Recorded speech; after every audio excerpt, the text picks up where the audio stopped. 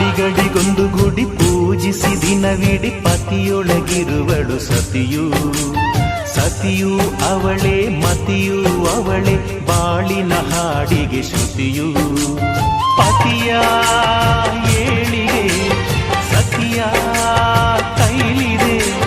ಪತಿಹಿತವೇ ಸುಖ ಮಾಂಗಲ್ಯವೇ ಮುಖಕ್ಕೆನ್ನುವ ಸತಿಯೇ ಉಸಿರಿರು ತನಕ.